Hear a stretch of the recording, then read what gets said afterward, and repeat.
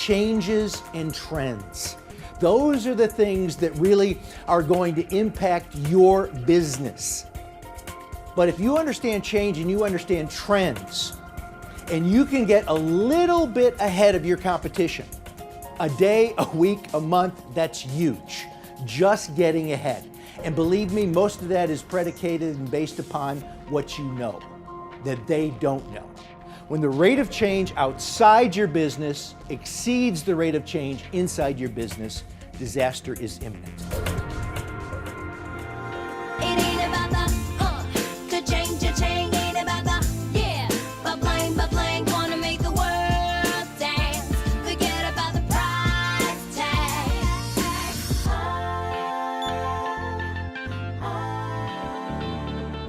We have to be able to keep up with this pace of change.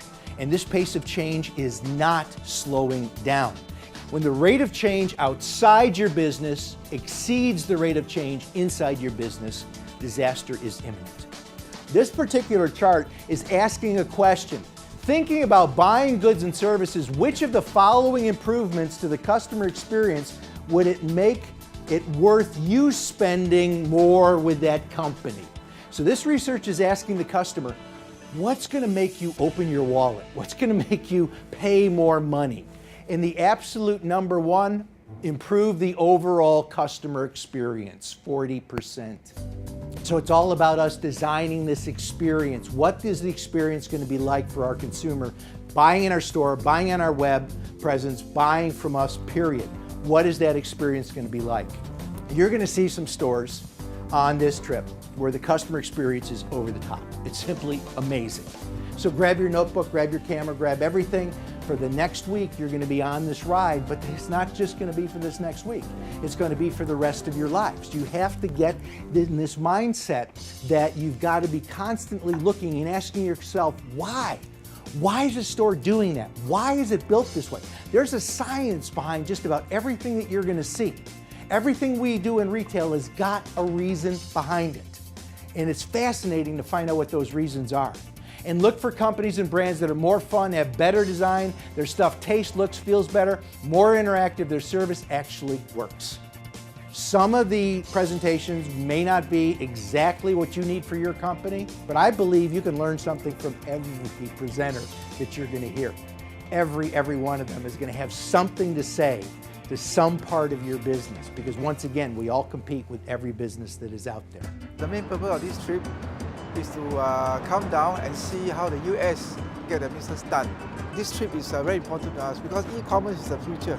I think we have a lot to learn and bring back, not just for ourselves, but for our service providers as well. Yeah. Thank you very much. I'm very excited to be here. My name is Nadia Shurabura, and I'm a founder and chief executive officer of a company, Pointer. Pointer is not just about making it people-free, it's about creating this amazing, fun customer experience. And of course, it's always about saving cost to retailers.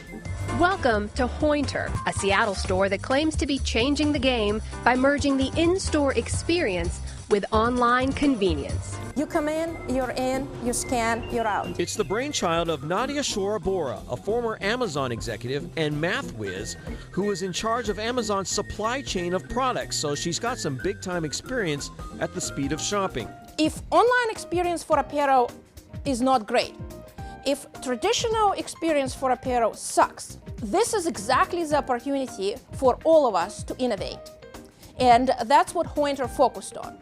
And so when I made a decision to go to traditional brick and mortar retailing, I wanted to use all the conveniences and all the technology from online shopping and bring it into the traditional retailing to combat high rent, high labor costs, kill online competition, and also create a more fun experience for customers. Here's how it works. When you get to the store, you download their app, then check out the inventory. You scan the product code. The system asks your size, assigns you a dressing room, and within 30 seconds, your choices appear. Inside the fitting room, there's a tablet with my pants already listed.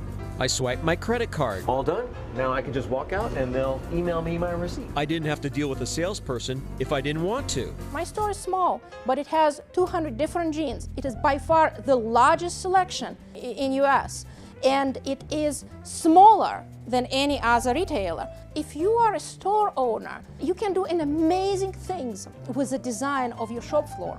I think what we will see is a wide range of different gorgeous in-store experiences, which is all based on the fact that you only need one item of this to display on the shop floor. And I think the most important thing is that it's going to be fun. We're going to see customers who are having fun.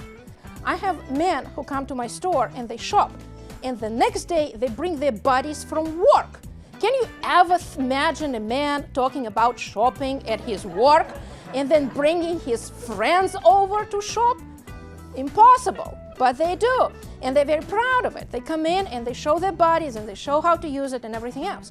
Imagine men who never done shopping in their past now being brought to the store by their wives to shop. Aha, that is really interesting. So that is what Pointer is about, and I think that's where we're heading. Finding out how she integrates technology in a very advanced level in the brick and mortar business, which was very actually quite extraordinary. We're even thinking, can we bring this concept back to Singapore or even back to Asia for this matter itself? It's a very interesting retail concept that they have. I think we'd love to visit the shop in Seattle to see how they do it.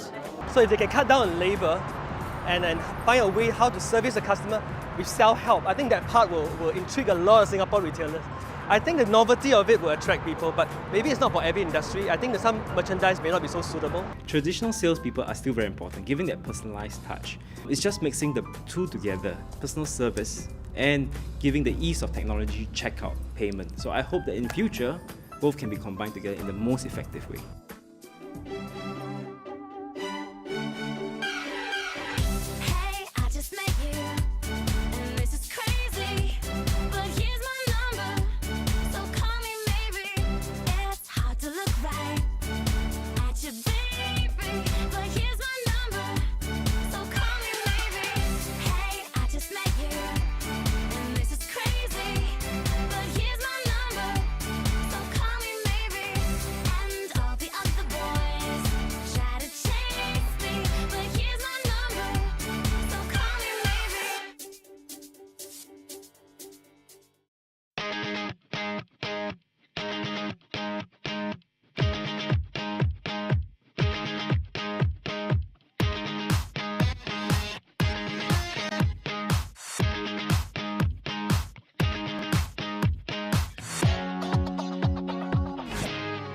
Motorola Solutions is a company that deals with two major developments of technology, one for the governments as well as enterprise. Enterprise being retailers, manufacturing companies, CPG type companies.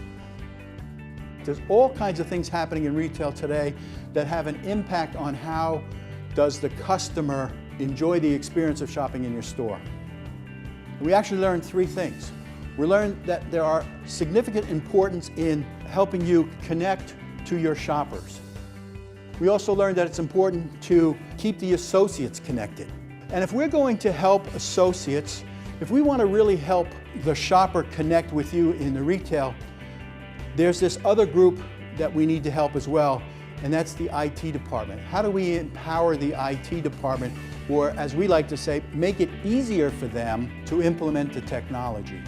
What I'd like to do is actually show you a lot of this technology. We want to show you what the experience is that we can develop there as well. All right, let's go downstairs.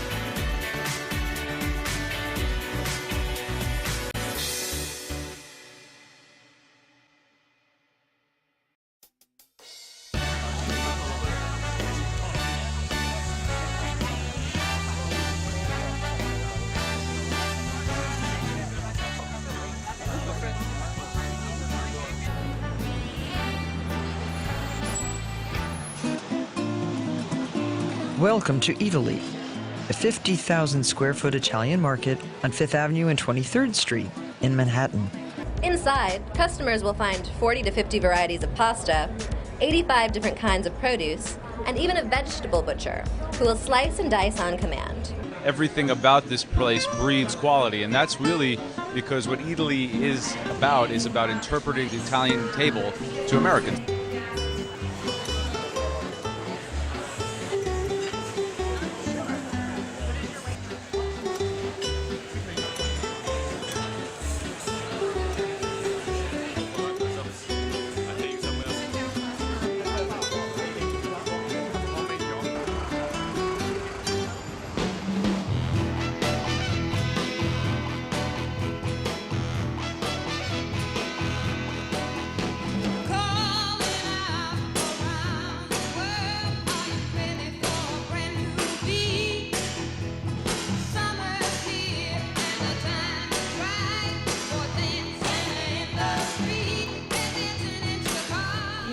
Standing in the largest Sea Wonder of the chain. We're going to open 15 more stores this year, bringing our total to almost 30 stores in the chain in less than 2 years.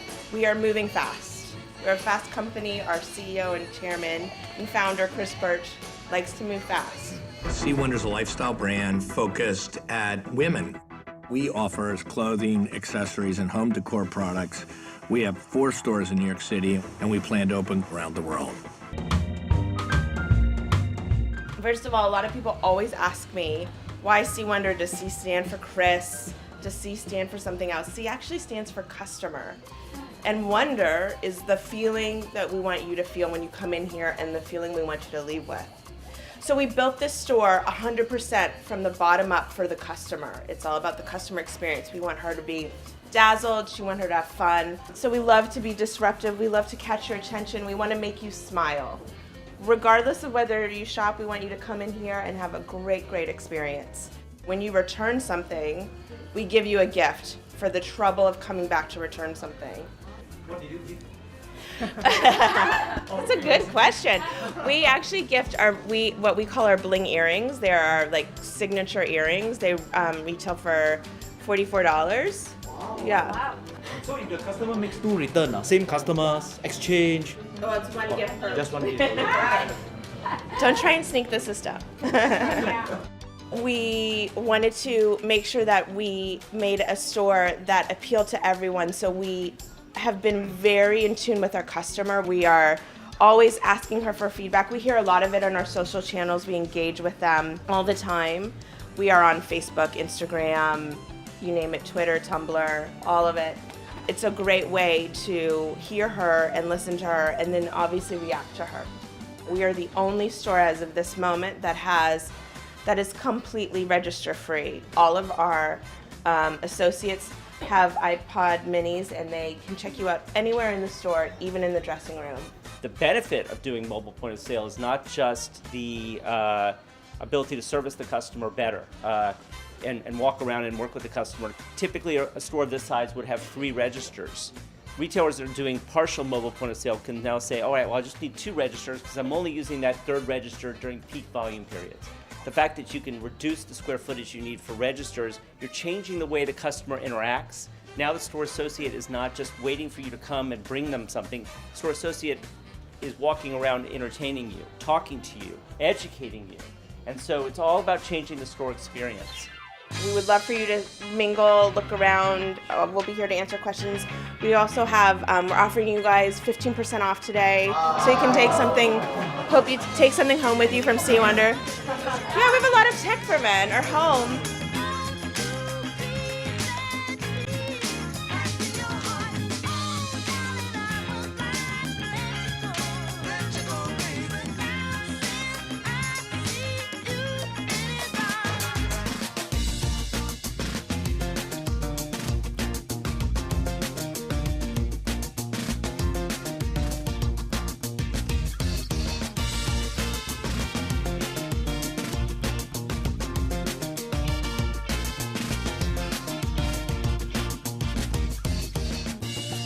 Welcome to For Food. We are a socially responsible, socially networked quick-serve restaurant company. You might call it eat and tweet, but this new burger shop in New York is called 4Food.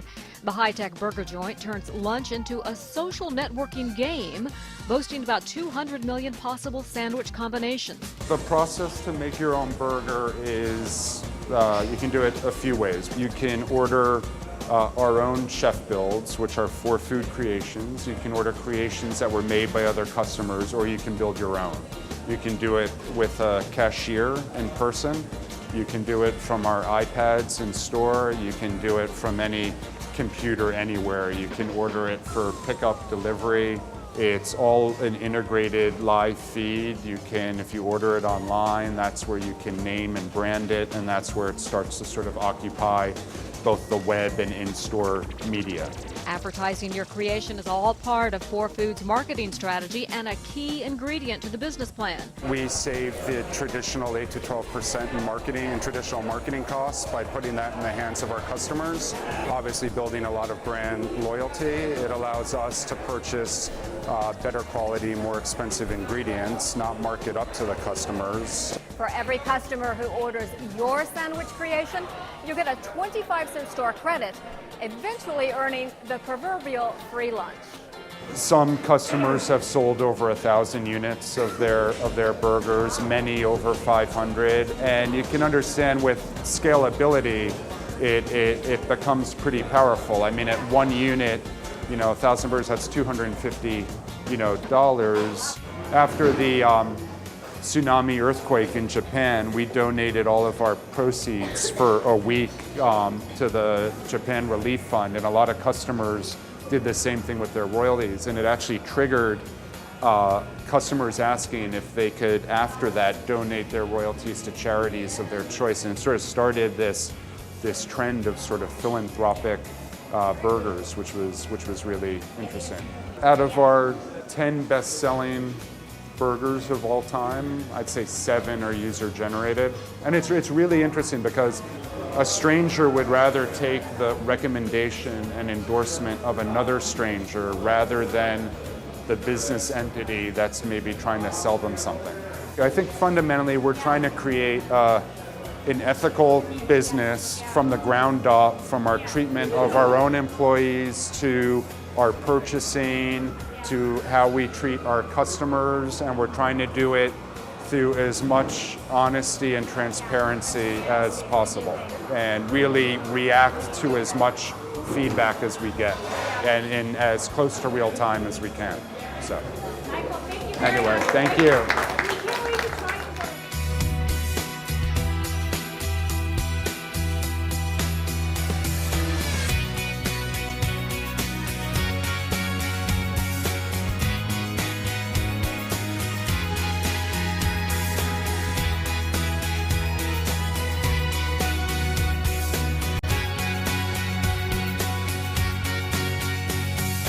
I think it's really great that we are meeting all these different retailers, and we managed to learn a lot of different experiences from different verticals, which I think we can really apply back in Singapore, because I think the Singapore scene is a bit lagging behind what we have here. So we're going to bring some of these ideas back to Singapore and implement some of these ideas and incorporate and mix it with our own culture, our own retail experience to make it even better in Singapore. Well, it's pretty hectic, I would say, but very interesting, very enriching. We learned a lot, went to a lot of places itself. I think it's been a very, very useful trip for us. What I think was really beneficial for us was being in a foreign environment together with other Singaporean companies and sharing ideas and discussing what was applicable to our business in Singapore and what we're going to do looking forward. I've got a good idea what I want to do when I get back, how I can make not only my company more experiential, but importantly is how can I use technology to help me further to go the extra mile for my customers. The trip has been incredibly rewarding. Met many good companies, and they share their best practices, and I'm sure that the Singapore companies in this delegation can bring back the best practices to Singapore to practice. I will encourage everyone, every brand and every retailer to come on such learning missions, because you may not need the technology now, but it's good to know that it's out there. What we learn here is because they are so so advanced compared to Singapore. So we cannot actually apply the same thing. So we'll just scale it down in a smaller version, I guess. We never expect to learn so much things from this trip, especially the technology part of it in retail. I think they have gone very far away in this industry, but definitely there's a lot of room for us to move. Well, I feel the retail concept is very futuristic, very interesting concept. A lot of things that can be taken into account and maybe to improve the retail everything. So, but it still is very far away. This is probably 3-5 years in future. But yeah, very interesting trip. Learn a lot. Honestly, more must come on this trip.